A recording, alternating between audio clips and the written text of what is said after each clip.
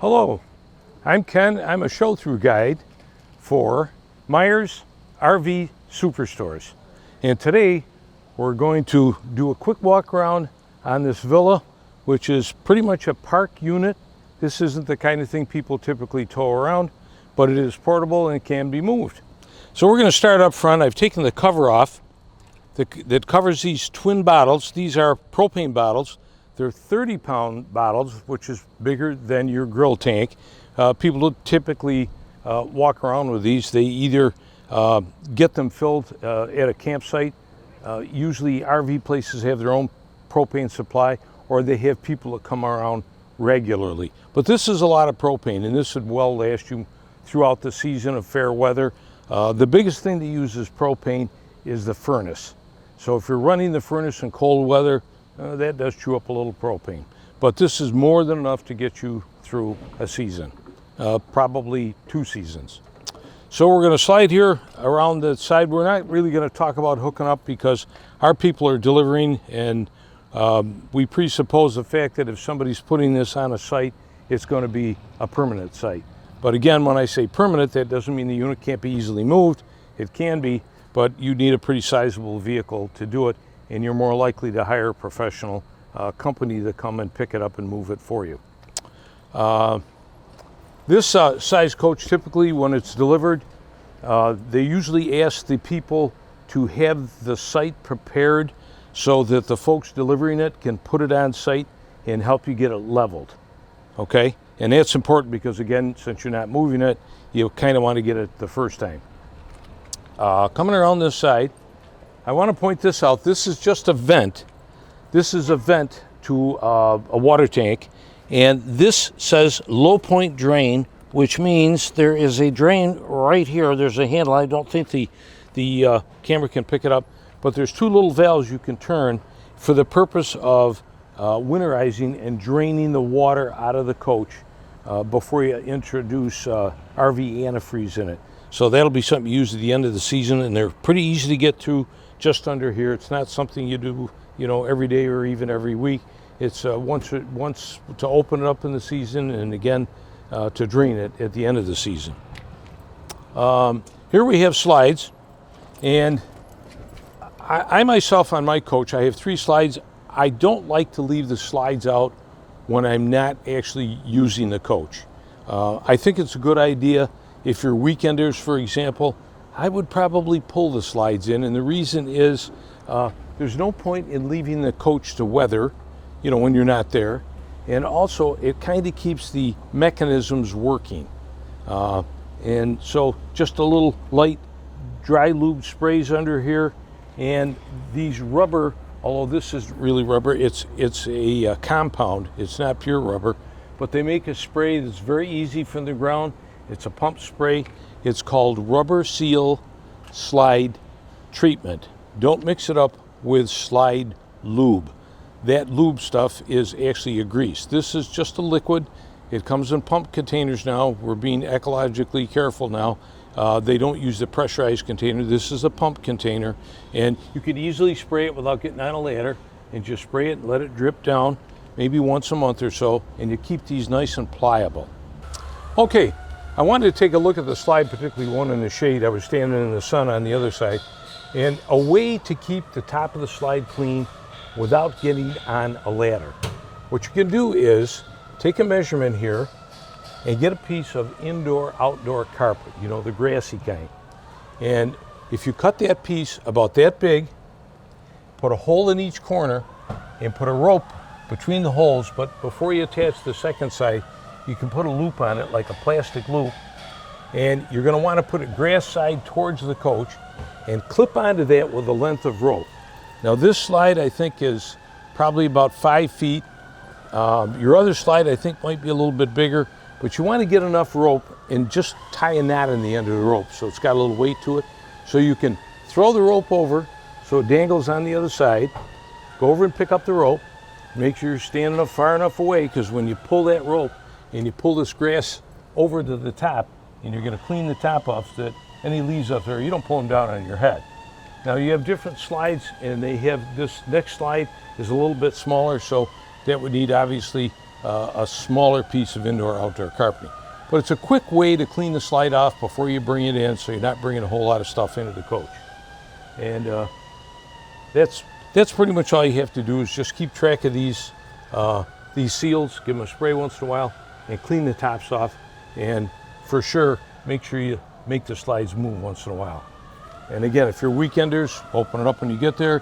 When you leave, clean it off with a pull and close it up. A couple of more things on this side. This is your furnace.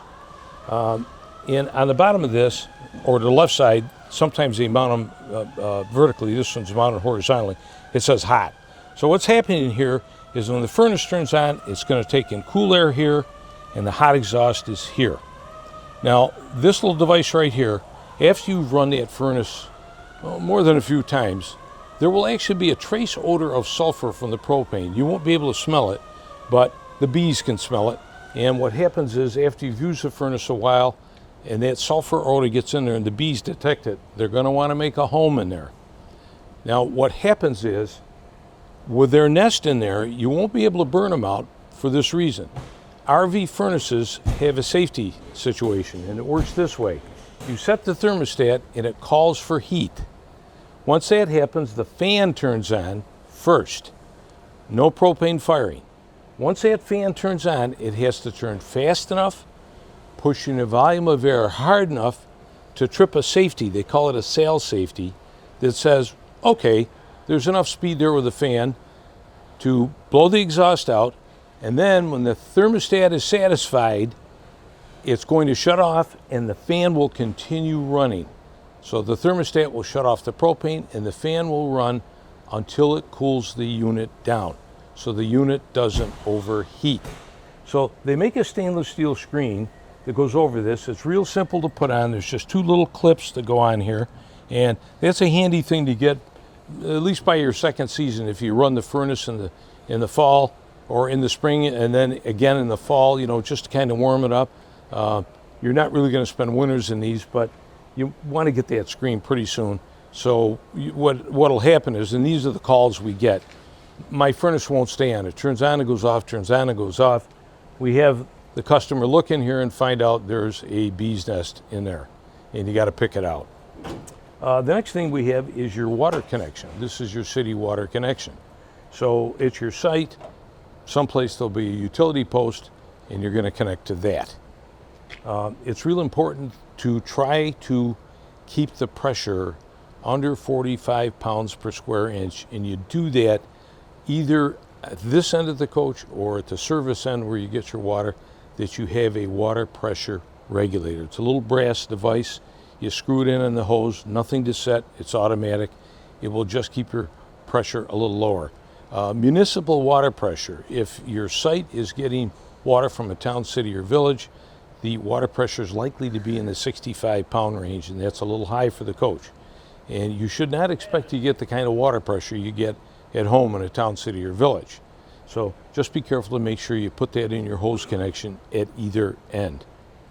This is your hot water tank, and the difference between this unit and towable RVs, if you take a look, it is much bigger.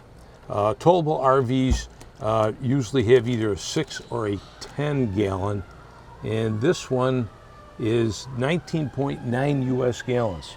So you have almost 20 gallons of hot water. And you see some valves here, 1, 2, 3.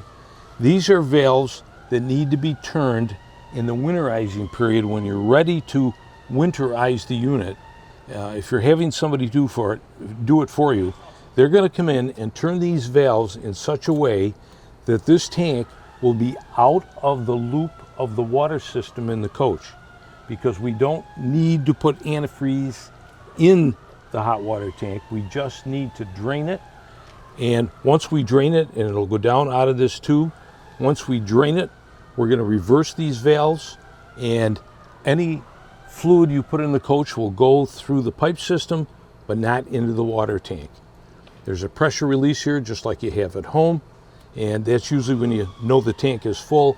At the point at which you're filling the tank at the beginning of the season, you're going to lift that up, and when you get water that pours out of the bottom, you know that you've got, water that pours out of this, you'll find there's a drip tray right down here. There's a little water in it right now. That'll tell you that the tank is full. So when it comes time to winterize, they're going to reverse these valves and drain the tank, and then they can go ahead with the winterizing process for the rest of the pipes. Now what's important to remember in the spring is don't reverse this system too soon. It takes a little bit of time to make sure all the antifreeze is out of the looped water system before you open a hot water tank. Because if you introduce antifreeze in here, it takes a little while to get it out. And if you heat it out, it kind of smells like burnt sugar. Not a big problem other than the fact that you got to keep draining the tank until you get rid of that odor. So it's important to remember, cut it off in the fall by reversing these valves. In the spring, winterize or de-winterize. Run water through the coach through the low point drains that I pointed out a few minutes ago. Once you see clear water coming out of the low point drains, and then open all the faucets. If everything is clear, then you can reverse the valves and you can then fill the hot water tank. And right now we've got the customer keys for delivery. It's here on the water tank. So we know we got the right keys for the right unit.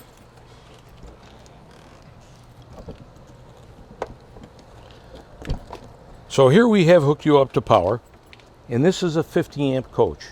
You can see that it's a pretty big power line, okay? It's running inside our shop. It's running about 35 feet or more, and we have adapted it inside the shop here because the nearest plug for us was a 30 amp, so we have an adapter. And we'll make sure that you have one of those adapters before the coach leaves in case your site doesn't have a 50 amp hookup. Now what's important about that? Well, if it doesn't have a 50 amp hookup, it just means your ability to bring a lot of electricity in the coach is somewhat diminished by the fact you've gone from 50 amps to 30 amps. It becomes a bigger issue sometimes if you have two separate air conditioners. Even a 50 amp circuit is not likely to like running two air conditioners at the same time, and definitely not on 30 amps. So the one thing you really should get is a voltage meter that is a small square little thing that plugs into any of your electric sockets inside, so you can visually see, get it on a socket that you walk by and you can glance and look at it as you're going by and see how much power you've got inside the coach. The next must-have for all RVers is a surge protector on the outside of the coach. Now the reason for a surge protector is today everything in these coaches, like your refrigerator now, your television, any electronics you have plugged in, they all have this micro miniature circuitry, and they do not adjust well to differences in electrical input. So what this coach would need is a 50 amp surge protector. Now you can run the coach, you can plug into a power source without it, but you're on borrowed time, because if you get a storm in the area and a surge, the surge protector will automatically turn the coach off, and it won't come back on until it senses proper power. It has to be enough power to operate the coach. For example, your air conditioner likes about 113 volts. So you could see on the meter inside if your coach is getting that much energy inside. You can also go outside at the surge protector. They usually have an LED window, and you can look and see before the power goes to the coach, before you turn the breakers onto the coach, you can see how much power you're actually getting at the post. Just because you're plugged into 50 amps doesn't mean you're getting a full 120 volts or more. What typically happens in campgrounds is if you're there Monday through Friday because you're on vacation, but the camp is pretty much empty, and everybody piles in for the weekend and they start turning all this stuff on, and all of a sudden you're getting low powered. So you must get a surge protector. Now don't worry if you don't have a 50 amp site. They have adapters that will adapt you down to 30 amps. The only drawback to that is you're not getting as much power coming through. So it's important. And also, if you happen to have to need an extension, I would encourage you to get a 50 amp extension, even if you have to adapt down to 30 amps, because the bigger the cord, the more power that easily transfers to the coach. And once again, I remind you while I'm standing by a slide here, again, a slightly different size piece of carpeting can be pulled over to clean the top of the slide off. I also want to point out that the slides have gutters on them today. One of the complaints about, especially the aluminum side, which I prefer, over the years, the water used to just run off the roof and you kind of get those black water streaks. Well, now RVs have gutter systems, and so does your slide top here, and you can see one of the gutter spigots right there. And if you want to extend that out a little bit more, you can put a wooden clothesline clip on it and just clip it to the end, and the water will actually drip a lot further away from the coach. Okay, as we walk to the back of the coach, what we have here is a storage compartment. One nice thing I like about this coach, and this is getting to be popular, is as I open this door, this one doesn't have one of those funny little catches. It's an earth magnet. So that just attaches like that.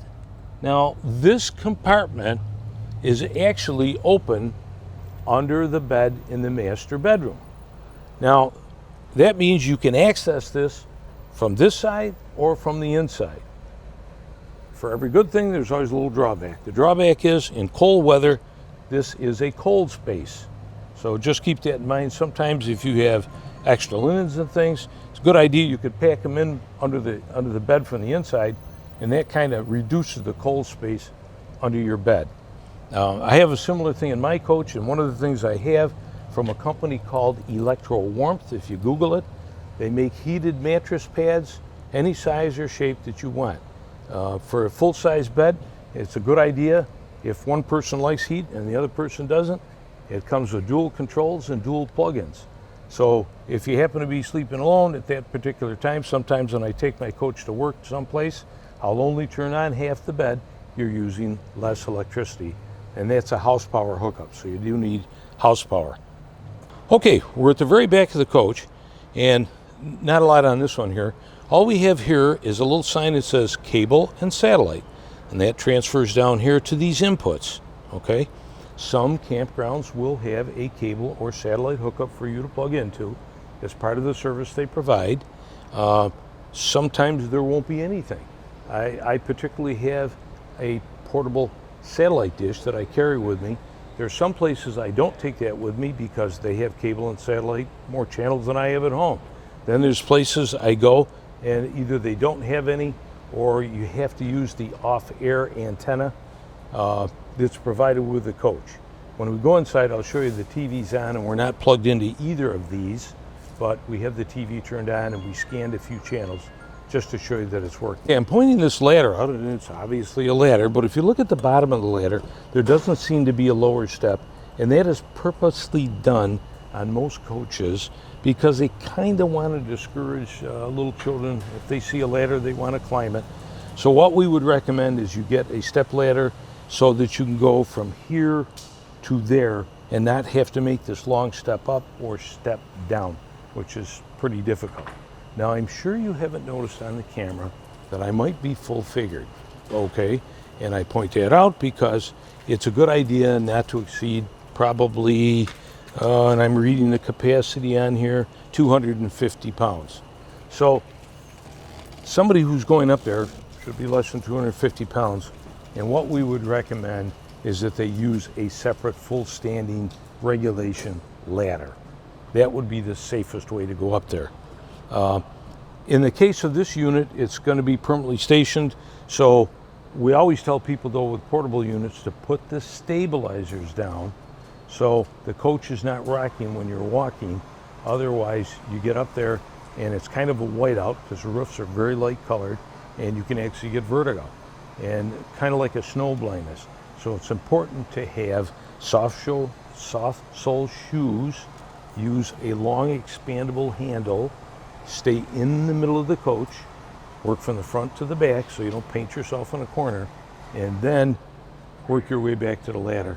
And also have tinted glasses so that that snow blindness doesn't get you. So now we're down on the starboard side, the right side of your coach, and I want to point these little circular things out there, two of them. These are outdoor speakers, so inside in your sound system, you're going to be able to turn these on or off. So if you're listening to music outside, hopefully you don't annoy your neighbors like I seem to do when I catch heck from my wife. Make sure you be conscious of the fact that you have people around you. Now this is a power supply, house power supply. It's ground faulted inside the coach. When we go inside, we'll look for the ground fault. It's either around the kitchen or the bathroom. This being a large coach, it might actually have 2 ground faults, but this is ground faulted. There's a little sticker on here that tells you. So on a rainy, soggy day, if you're finding some of your plugs are not working, possibility that some moisture in the air, if it's really soggy out, tripped the ground fault, and it's just a matter of resetting the ground fault. Now this little item right here is an output for cable or satellite. So on the back of the coach, we saw that there were 2 inputs separately. One was for cable, one was for satellite. This will be an output coming from the input on the back of the coach. So you can actually bring a TV out here. You've got house power, set it up on a table, and you can be outside watching the game or something of interest. Again, here's the speaker. And now, you'll see this handle, which is pretty handy. It's a grab handle, and in transport, they're going to close it like this. So if somebody's having some issue climbing the steps, this would normally protect the door, but in this case, you're going to pop it up like that, lift it up and turn it. This is to help people get in and out of the coach. Now, the good news is some coaches are 2 steps. Again, this being a very large coach, it's got 3 steps. You could even they make some foldable steps you could put on the ground. So, and once again, we have another slide. You could measure this slide to see if it's anywhere as close to the dimension of the other 2 slides to see if you decide to do that indoor-outdoor carpet cleaning operation, if you can get away with the same size carpet. If not, you need a 3rd size carpet. So at this point, I think we can enter the coach. So we've just come inside, and you'll notice that there's a sliding glass door for the entrance, which is kind of nice, brings in plenty of light. However, a couple of things to remember: it is a sliding glass door. And for security purposes, there's a lock here, but you can also take either a yardstick or you could get a wooden dowel from a hardware store, and you could actually cut it to fit in the track. So if you wanted to lock the door from the inside besides a mechanical lock, you could use a wooden dowel. And of course, there's privacy curtains. Right now they're zip tied for transport, so they're not banging around. So you just want to be careful about taking the first step out the door. The steps are the same size, all 3 of them, so just make sure you don't miss that first step, and do grab the grab handle. Sometimes on these steep steps, I actually turn around backwards and hold the interior or grab that rail and step down backwards instead of forwards. It's a little less daunting for some people. While I'm here, we have one of the buttons for the awnings, and I'm just going to touch that, and you probably can't see it in the camera, but maybe they'll get a camera shot of that going out. There you go. You see the arms going out, so it's a nice power awning. Very easy to deploy. You can watch it go, and I like that. I like when you're opening and closing things that you can see what's going, and that will include the slides. I'll talk about that in a minute. There we go.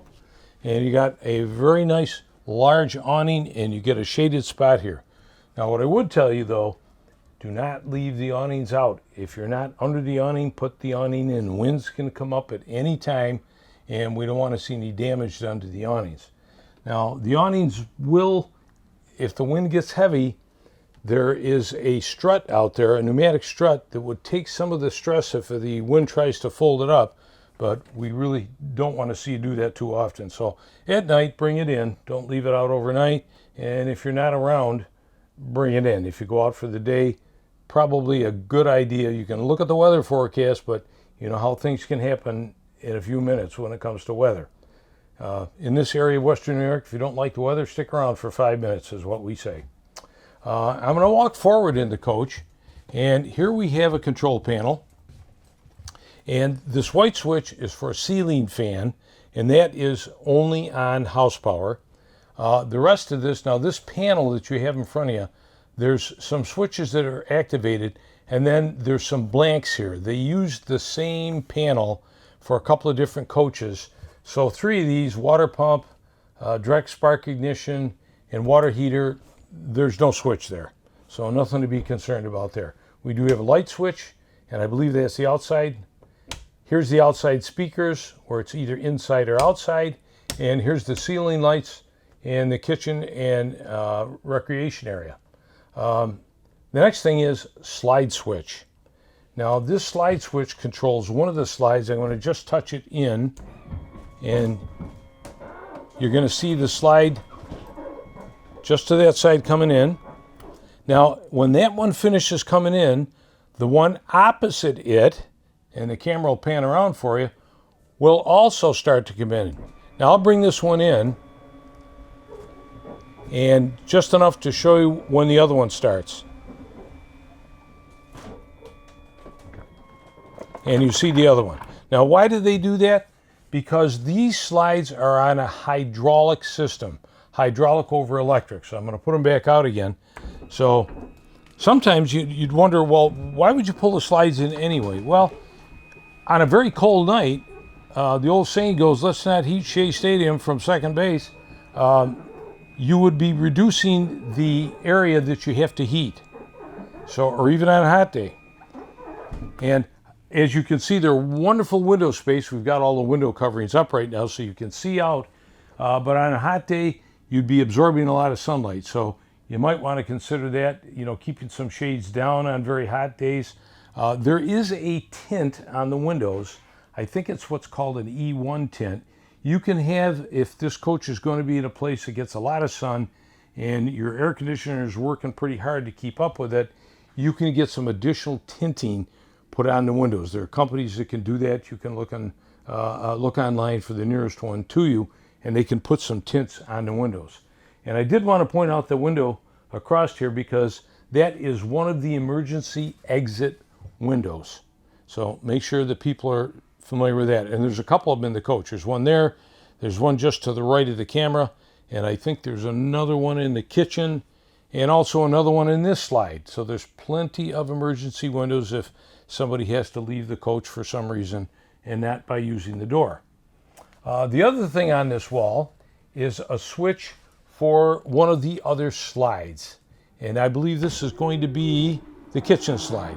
So from here, I'll just start that in. Now that slide is independent in the sense that nothing else moves besides that one. So that slide is probably what's considered a strictly electric driven slide. And the next thing over here is a thermostat. And it's pretty much like you'd find in a home. There's a switch that says mode. And when you touch it, the blue screen comes up. In the bottom corner of the screen, it says off. Another touch, and it's not a push, it's just a touch. It starts with a fan to the air conditioner, and there are different speeds to it. We've got it set on low right now, and we just turned it on. And if I go from low to the next one, it's the air conditioning setting, the AC. Push it again, and it will go to the furnace, and you can independently set all those temperatures. And I just brought it around to off. Well, here we are in the kitchen area. Not a whole lot of surprises here. Everybody's been in the kitchen. You have a nice extendable and adjustable spray head on the kitchen sink. We have dual sinks here. And over here we have a microwave, a rather large one at that. And nothing tricky here, but on the stove, to light the stove, you turn the handle by pushing it down. Hold it down for a second till the gas flows and touch that button. And if you're lighting it for the first time, if you haven't used it in a week or so, you might have to hold it for a couple seconds till the burner stays on. And if you do the un-American thing and read the instructions that come with the coach, it'll talk to you about lighting this oven. And this is one of the newer ovens. It's actually big enough to use. Some of the camper ovens that you see in the other coaches are really small. So they will tell you how to ignite it using this system. And that's really handy because in the past you used to have to get on your hands and knees with a candle lighter. I wanted to point out because you have a great view of the television in the sitting area from the kitchen. So you're part of the party if you're preparing a meal. You have your television remote. And in this package is the remote to the fireplace. And our camera is going to pan over and show you that. You can actually operate that. Now right now, it's obviously a warm summer day here, so we don't have the heat on, but we have the light on, the flickering of the fireplace. So you can actually have that on for ambiance if you have company. That's kind of nice. And we're going to put these remotes right here in the drawer so you know where they are. Okay, so refrigerator.